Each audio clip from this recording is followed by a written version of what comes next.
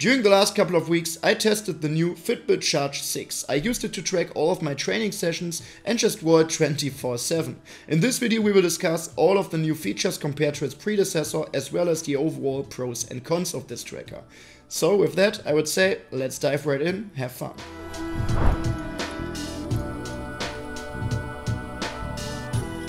Just from the outside, the Fitbit Charge 6 is hardly distinguishable from the Charge 5. While the Charge 4 still had kind of a square design and didn't really appear high-end, the Charge 6, like the Charge 5, is well designed. Same case, same sensor and the same display. However, one thing sets it apart. The Charge 6 now has a physical button on the side of the case, while the Charge 5 still used a digital button, which honestly didn't work all that well. So it's better now with the Charge 6. With the button you can wake up the display or return to the home screen. Otherwise don't expect significant optical changes. Typical for the Fitbit Charge series, this tracker comes with a very slim and minimalist design. The Charge 6's case is mostly made of aluminum, and at 37 grams the tracker is super light. Overall it's also very comfortable to wear. As you know, I usually prefer to wear those big outdoor watches like the Garmin Fenix 7 Pro for example, and I can definitely notice that the Charge 6 is much lighter and just more comfortable to wear. Just like the Charge 5, this tracker comes with a colorful AMOLED display. This was one of the significant upgrades compared to the Charge 4 last year, which still had a grayscale display. By default, the display turns off after a few seconds and you can activate it with a tap on the screen or the button, or by turning your wrist. There's also an always on mode, which however significantly affects the battery life. Besides that, the tracker also offers a specific always on mode for workouts, which I usually use so that I can always glance at my data during training. The display comes in at 1.04 inches, which is not particularly large. The case could actually accommodate a larger display, but there are black display borders at the top and bottom, similar to the Google Pixel Watch 2, which you might not notice at first glance since the background of the display itself is black as well. On closer inspection, however, it's noticeable, as it limits the amount of information displayed on the screen. If anything seems too small due to this, there's also an option now to zoom in on the display, which you can activate in the settings, allowing you to enlarge a section of the display by tapping the display 3 times. I honestly didn't use this feature too much during my testing phase. I would just prefer a larger display in general. Otherwise, the tracker still looks quite decent in my eyes, but as I mentioned, compared to the Charge 5, not much has changed except for the physical button.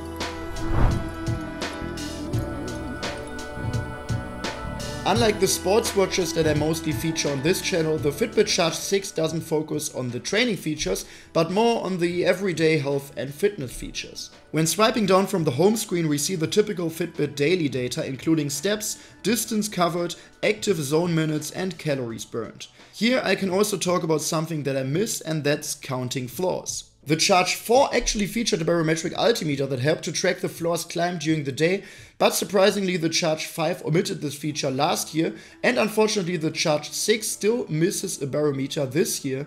So yeah, the tracker can still not count floors anymore, which is a shame for a fitness tracker in my eyes. But however, scrolling further down we see the activity during the day, heart rate, sleep, including the sleep score, the daily readiness score, blood oxygen saturation and the workout days of the current week. Regarding the daily readiness score, you can only view this in connection with a paid fitness premium subscription. When you get the tracker you have 6 months of free access to Fitbit Premium, then it costs more or less $10 a month. In addition to the daily readiness score, these exclusive Fitbit Premium features include guided workout videos that you can start through the app, recipes and a more detailed breakdown of the sleep score and stress management score. Currently the Fitbit Charge 6 comes in at around $160, which is pretty affordable compared to sports watches, but not so much compared to other fitness trackers. Personally, I don't want to pay an additional monthly fee for Fitbit Premium, so everything you see in this video is part of the free program. Especially in the app you already have pretty much everything you need. I especially like Fitbit's sleep analysis. Here, as mentioned, you see your sleep score, essentially your sleep quality, the duration and the breakdown into the different sleep phases. The sleep quality usually aligns well with my own perception. Additionally, the Charge 6 can measure some interesting health metrics. In addition to heart rate and blood oxygen saturation, which I mentioned earlier, this includes your respiratory rate, heart rate variability and skin temperature. and you can also record an ECG with the watch. This shows whether your heart rhythm is normal. Based on this test, you shouldn't change medication or anything like that, but it's certainly worth keeping an eye on. In the app, you can download a PDF file with the result and then present it to your doctor. Furthermore, the Charge 6 still offers the so-called EDA scan. It measures the conductivity of your skin, which can be changed by tiny beads of sweat that can occur in response to stress. This allows you to see how your body reacts to stress. So all of these health and fitness features are definitely worth mentioning and the main advantage of the Fitbit Charge 6.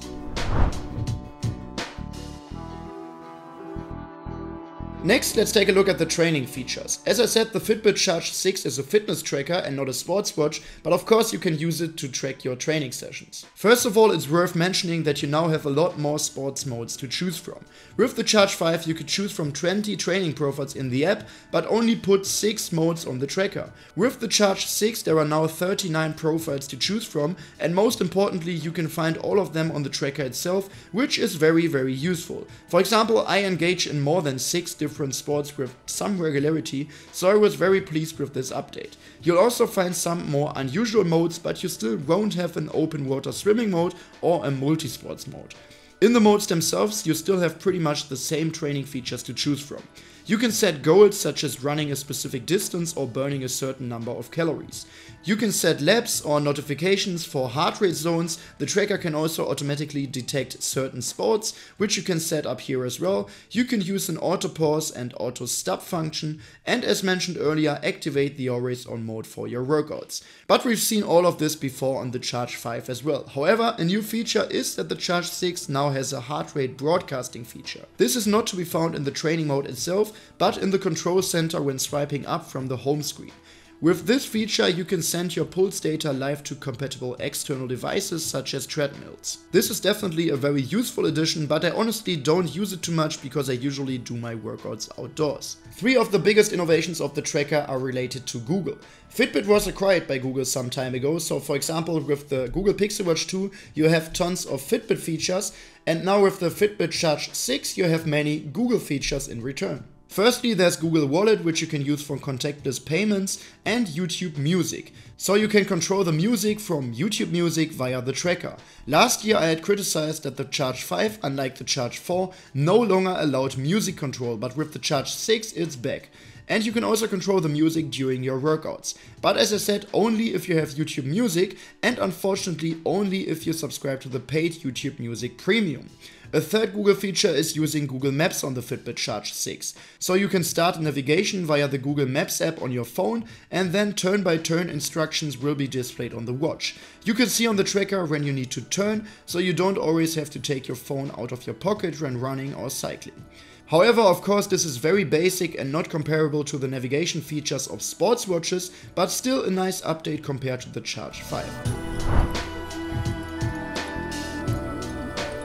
As we have seen, the Fitbit Charge 6 can capture a lot of fitness and health data. But how accurate and reliable are all of these values? As always, I didn't just rely blindly on the tracker, but really put it through its paces and numerous practical tests. First of all, I compared the blood oxygen levels with those of a pulse oximeter. The deviation was mostly about 1% as seen here, so it seems to be pretty accurate. As for heart rate, we have the same optical heart rate sensor as last year in the Charge 5. However, Fitbit also relies a lot on software improvements here to achieve a more accurate measurement. To test this, I recorded all of my training sessions simultaneously with the tracker and with a chest strap, and then compared both datasets afterwards. When running, there is nothing to complain about. The curves match well except for this part here. When the heart rate drops towards the end of the workout, the tracker takes a few seconds longer, but this is still perfectly fine. Unfortunately, Fitbit does not provide an option to export the heart rate data for strength training, so I can't show you the graphs next to each other as before.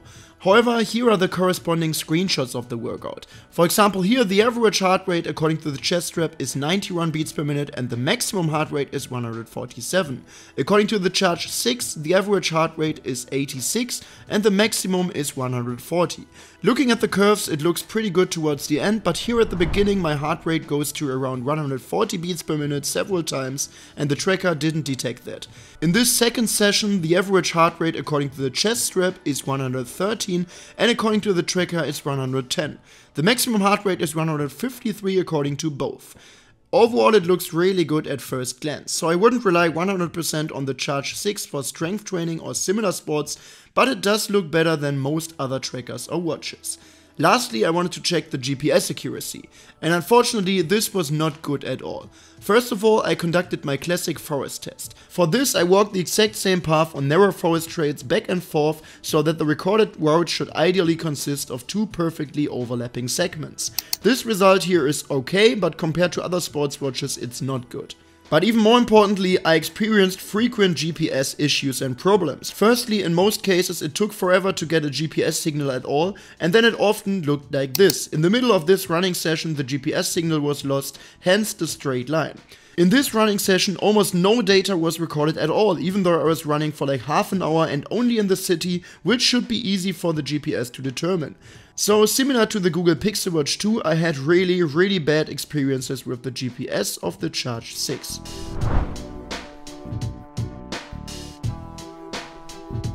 Finally, let's talk about battery life. Same as last year, Fitbit claims that the tracker lasts up to 7 days. But for me personally it's more like 5 days, which is mainly because I track a lot of training sessions, about an hour per day on average I would say. There are many factors that can influence battery life. You can start by adjusting the brightness. I set it to normal, which is the middle level. Then you can also change the time until the display turns off during inactivity. I have also set this to the middle level. For your training sessions you can choose whether the tracker should use its own GPS or the GPS of the connected smartphone.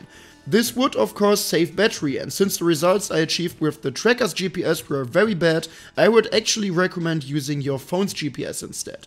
The battery life of the Charge 6 is in any case perfectly fine, as I mentioned around 5 days for me, but it's nothing extraordinary.